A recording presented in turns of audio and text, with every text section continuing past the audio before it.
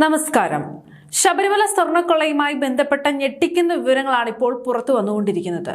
ഈ ശബരിമല സ്വർണ്ണക്കൊള്ള കേസിൽ പ്രത്യേക അന്വേഷണ സംഘം അഥവാ SIT കുറ്റപത്രം സമർപ്പിക്കാൻ ഒരുങ്ങുമ്പോൾ അതിൽ ഏറ്റവും കൂടുതൽ ചർച്ചയാകാൻ പോകുന്നത് ദേവസ്വം ബോർഡ് മുൻ പ്രസിഡന്റും CPM നേതാവുമായ A. പത്മകുമാറിന്റെ പേരും കുറ്റകൃത്യത്തിന്റെ സ്വഭാവവുമാണ്. കാരണം ഈ കുറ്റപത്രം വരുന്നത് പത്മകുമാറിനെ മാത്രമല്ല, അദ്ദേഹം പ്രതിനിധീകരിക്കുന്ന CPM എന്ന പാർട്ടിയെ കൂടിയാണ് പൂർണ്ണമായും പ്രതികൂട്ടിലാക്കാൻ പോകുന്നത്. കഴിഞ്ഞ ദിവസം പത്തനംതിട്ടയിൽ നടന്ന CPM ജില്ലാ കമ്മിറ്റി യോഗത്തിൽ പത്മകുമാറിനെ സസ്പെൻഡ് ചെയ്യണമെന്ന കടുത്ത നിലപാട് ഉയർന്നിരുന്നു. എന്നാൽ പത്മകുമാറിന്റെ പേരിൽ അതീവ ഗുരുതരമായ കുറ്റങ്ങൾ കുറ്റപത്രത്തിൽ ഉണ്ടെങ്കിൽ മാത്രം അടുത്ത നടപടി എടുത്താൽ മതിയെന്നാണ് ഇപ്പോഴത്തെ ജില്ലാ കമ്മിറ്റിയുടെ വിചിത്രമായ തീരുമാനം. ഗുരുതരമായ കുറ്റമാണെങ്കിൽ പത്മകുമാർ പാർട്ടിയിൽ നിന്ന് പുറത്താക്കുമോ എന്ന് മാധ്യമങ്ങൾ ചോദിച്ചപ്പോൾ അതിൽ സംശയം എന്താ എന്നായിരുന്നു ജില്ലാ സെക്രട്ടറി രാജു എബ്രഹാമിന്റെ മറുചോദ്യം. എന്നാൽ ഇത്രയും വലിയൊരു സ്വർണ്ണക്കൊള്ളയുടെ നിഴലിൽ നിൽക്കുന്ന ഒരു നേതാവിനെ ഇനിയും പുറത്താക്കാതെ സംരക്ഷിക്കാൻ നോക്കുന്ന CPM നേതൃത്വത്തിന്റെ നിലപാട് തന്നെയാണ് ആ പാർട്ടിയുടെ ഏറ്റവും വലിയ ശാപം. ഈ കേസിൽ പത്മകുമാറിന്റെ പേരിൽ ഗുരുതരമായ കുറ്റങ്ങൾ വരണമെങ്കിൽ ചില നിർണായക ഘടകങ്ങൾ SITക്ക് തെളിയിക്കേണ്ടതുണ്ട്. അതിൽ ഏറ്റവും പ്രധാനം ശബരിമലയിലെ സ്വർണം കൊള്ളയടിക്കാൻ പത്മകുമാർ കൂട്ടുനിന്നു എന്ന് തെളിയിക്കുന്നതാണ്. ഈ കൊള്ളയിലെ പ്രധാന പ്രതികളായ ഉണ്ണികൃഷ്ണൻ പോറ്റി, പങ്കജ് ഭണ്ഡാരി, ഗോവർദ്ധൻ തുടങ്ങിയവരുമായി പത്മകുമാറിന് എന്തായിരുന്നു ബന്ധം? പത്മകുമാറും ഈ ഒന്നാം പ്രതികളും തമ്മിലുള്ള അവിശുദ്ധ കൂട്ടുകെട്ട് തെളിയിക്കുന്ന ശക്തമായ മൊഴികൾ കുറ്റപത്രത്തിൽ ഉണ്ടാകുമെന്നാണ് സൂചനകൾ. അതുമാത്രമല്ല, ഈ വമ്പൻ കൊള്ള മുതലിന്റെ വിഹിതം അല്ലെങ്കിൽ പങ്ക് പത്മകുമാറിന് സാമ്പത്തികമായി കിട്ടിയിട്ടുണ്ടോ എന്ന കാര്യവും അന്വേഷണ സംഘം പരിശോധിക്കുന്നുണ്ട്. 4 മാസം മുൻപ് പത്മകുമാറിന്റെ വീട്ടിൽ എൻഫോഴ്സ്മെന്റ് ഡയറക്ടറേറ്റും SITയും സംയുക്തമായി നടത്തിയ വമ്പൻ റെയ്ഡുകളാണ് ഇതിനുള്ള പ്രധാന തെളിവുകളായി മാറാൻ പോകുന്നത്.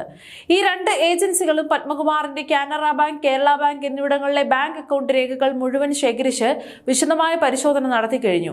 ഈ അക്കൗണ്ടുകളിലൂടെ വലിയ രീതിയിലുള്ള പണമിടപാടുകൾ നടന്നിട്ടുണ്ടോ എന്ന കാര്യമാണ് ED പ്രധാനമായും അന്വേഷിക്കുന്നത്.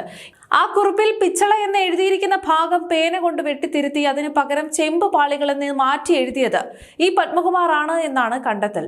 വില കുറഞ്ഞ പിച്ചളയ്ക്കും ചെമ്പിനും പകരം സ്വർണത്തിന്റെ അളവിൽ വലിയ അട്ടിമറി നടത്താൻ വേണ്ടിയാണ് ഈ ഒരു വെട്ടിത്തിരുത്തൽ നടത്തിയത്. എന്നാൽ ഈ അട്ടിമറി പുറത്തായതോടെ ഈ കുറിപ്പിൽ തിരുത്തലുകൾ എഴുതിയത് താനല്ലെന്ന വലിയ ന്യായീകരണവുമായി പത്മകുമാറിന്റെ അടുത്ത അനുയായികൾ രംഗത്തെത്തിയിരുന്നു. തുടർന്ന് SIT പത്മകുമാറിന്റെ കയ്യക്ഷര പരിശോധന ലാബിൽ നടത്തിച്ചിരിക്കുകയാണ്. ഈ ഫോറൻസിക് പരിശോധനാ ഫലത്തിൽ ആ വെട്ടിത്തിരുത്തൽ നടത്തിയത് പത്മകുമാർ തന്നെയാണെന്ന് തെളിഞ്ഞാൽ കാര്യങ്ങൾ അതീവ ഗൗരവമുള്ളതാവും. വെറുമൊരു ഭരണപരമായ വീഴ്ച എന്ന് പറഞ്ഞ് ഇതിനെ ലഘൂകരിക്കാനാണ് പാർട്ടി ശ്രമിക്കുന്നതെങ്കിലും കൊള്ള നടത്താൻ വേണ്ടി ബോധപൂർവ്വം ഫയലുകളിൽ വെട്ടിത്തിരുത്തൽ വരുത്തിയെന്ന് SIT കോടതിയിൽ തെളിയിച്ചാൽ പത്മകുമാറിന് ജയിലിലേക്ക് പോകേണ്ടി വരുമെന്നതിൽ യാതൊരുവിധ സംശയവുമില്ല. ഇത്തരത്തിൽ ശബരിമല സ്വർണ്ണക്കൊള്ളയിൽ പത്മകുമാറിന് നേരിട്ട് നിർണായക പങ്കുണ്ടെന്ന് വ്യക്തമായാൽ അത് CPM എന്ന പാർട്ടിയെ വലിയ രീതിയിലായിരിക്കും ബാധിക്കുക. കഴിഞ്ഞ DYFI സമ്മേളനത്തിൽ പോലും അണികൾ ചോദിച്ചത് പത്മകുമാറിനെ പോലെയുള്ള അഴിമതിക്കാരെ എന്തിനാണ് പാർട്ടി ഇനിയും ചുമന്ന് നടക്കുന്നതെന്നാണ്. കണ്ടാലുടൻ നടപടിയെടുക്കുമെന്ന് പ്രസംഗിക്കുന്ന വലിയ നേതാക്കൾ സ്വന്തം പാർട്ടിക്കാരനായ പത്മകുമാറിലേക്ക് അന്വേഷണം നീളുമ്പോൾ ആദ്യം അന്വേഷണ കമ്മീഷനെ വെക്കട്ടെ, വിശദീകരണം ചോദിക്കട്ടെ എന്ന് പറഞ്ഞ് സമയം നീട്ടിക്കൊടുക്കുന്നത് നാണക്കേടാണ്. അഴിമതിക്കാരെയും കൊള്ളക്കാരെയും സംരക്ഷിക്കുന്ന ഇത്തരം നിലപാടുകൾ തന്നെയാണ് CPM എന്ന പാർട്ടിയുടെ ഇന്നത്തെ കനത്ത ശാപം. ജനങ്ങളുടെയും ഭക്തരുടെയും കണ്ണീരൊഴുക്കി നടത്തിയ ഈ ശബരിമല സ്വർണ്ണക്കൊള്ളയിലെ മുഴുവൻ സത്യങ്ങളും പുറത്തു കൊണ്ടുവരാൻ SITക്കും EDക്കും കഴിയണം. എത്ര വലിയ നേതാവായാലും നിയമത്തിന് മുന്നിൽ കൊണ്ടുവന്ന് വിചാരണ ചെയ്യണം.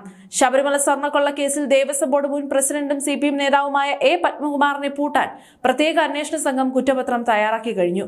മുഖ്യപ്രതികളുമായുള്ള വഴിവിട്ടുള്ള ബന്ധവും വീട്ടിൽ നടന്ന ED റെയ്ഡുകളും പത്മകുമാറിനെ പൂർണ്ണമായും കൊടുക്കുമെന്ന അവസ്ഥയിലായിട്ടും അദ്ദേഹത്തെ പുറത്താക്കാൻ CPM പത്തനംതിട്ട നേതൃത്വം മടിക്കുന്നത് നാണക്കേടാണ്. അഴിമതിക്കാരെയും കൊള്ളക്കാരെയും സംരക്ഷിക്കുന്ന ഈ ഒരു നിലപാട് പാർട്ടിയുടെ തകർച്ചയ്ക്കാണ് വഴി തുറക്കുന്നത്. ഈ കൊള്ളയിൽ പങ്കുള്ള സകലരും നിയമത്തിന് മുന്നിൽ വിചാരണ ചെയ്യപ്പെടുക തന്നെ വേണം.